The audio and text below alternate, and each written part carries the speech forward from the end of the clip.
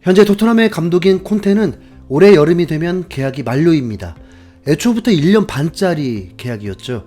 지난 시즌 중간에 감독을 바꾸면서 급한 불을 끄려고 했던 게 어느 정도 반영된 거라고 볼 수 있습니다. 좋게 말하면 서로 신중했던 거고, 솔직히 말하자면 서로 간을 본 건데요. 콘테 감독이 예상 외의 성과를 거둬서 분위기가 매우 달라졌습니다. 토트넘의 회장은 갑자기 1억 5천만 파운드를 투자하면서 콘테의 환심을 사려고 했고, 구단 측에서는 매우 적극적인 태도로 콘테와 재계약을 하려고 했습니다. 콘테 감독도 인터뷰를 통해서 토트넘 생활에 만족한다고 말했고, 금방이라도 장기 계약을 할 것 같았죠. 시즌 초반 성적도 좋았습니다. 물론 경기력에는 논란이 있었지만 결과적으로는 7경기 무패 행진으로 선두 그룹을 이끌기도 했고, 그 과정에서 손흥민 교체 투입으로 레스터전 해트트릭까지 터지면서 그래도 많은 지지를 받았습니다. 이때까지만 해도 콘테 감독에 대해 신뢰를 보냈고 재계약을 바라는 팬들도 많았습니다. 그러나 누가 거부하고 있는지는 몰라도 재계약 소식은 들리지 않았고 그렇게 시간만 흘러갔습니다. 영국 언론에서는 콘테 감독이 구단이 만족스러운 투자를 하는 걸 보고 결정을 할 거라는 말을 했죠. 이미 여름에 2,600억을 넘게 쓰면서 꽤 많이 투자를 해준 것 같았지만 토트넘의 스쿼드는 아직 우승권이라고 하기에 모자라다는 말도 솔직히 부정할 수는 없었습니다.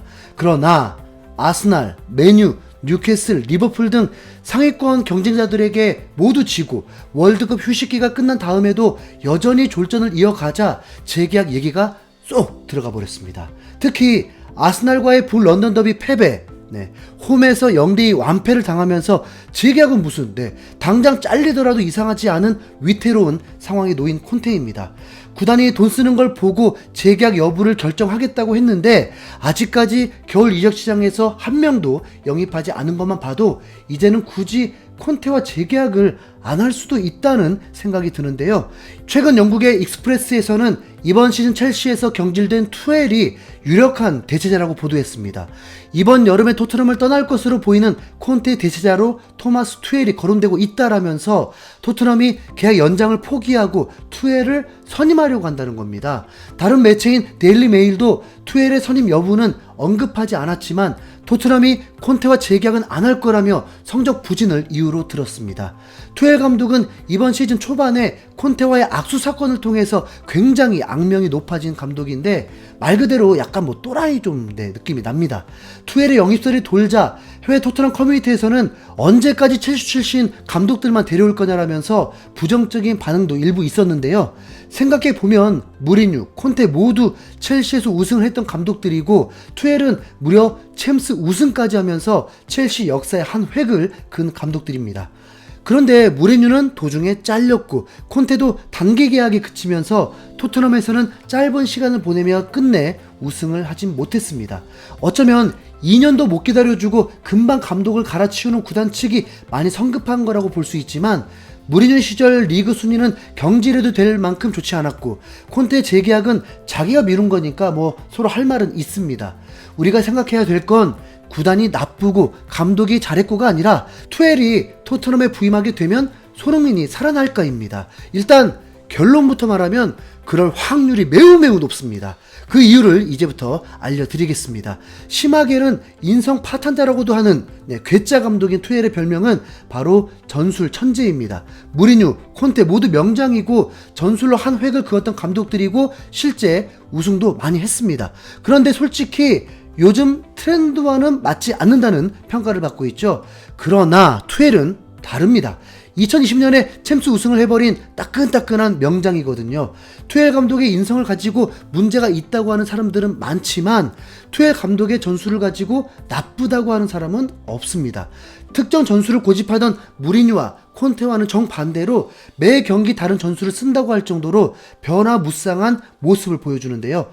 선수들의 장단점을 정확히 파악하고 그것을 바탕으로 전술을 짜는 역량은 정말 세계 최고 수준입니다.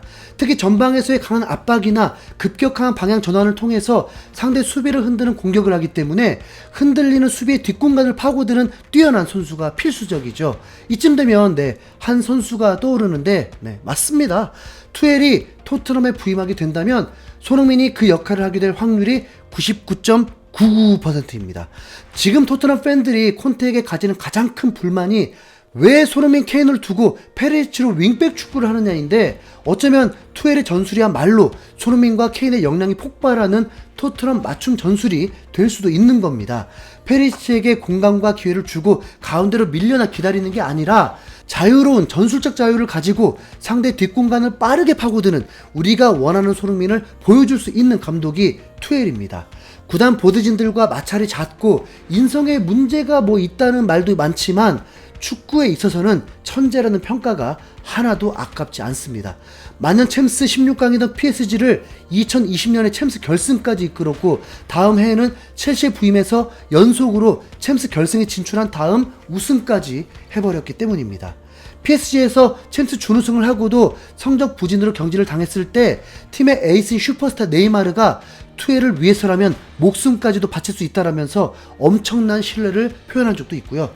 첼시의 새로운 구단주가 취임해서 시즌 초반에 해임되었을 때도 첼시 선수단 대부분이 SNS를 통해 투엘에게 감사 인사를 했다고 하니까 구단 임원진들은 불편할지 몰라도 선수들에게는 좋은 감독이겠죠.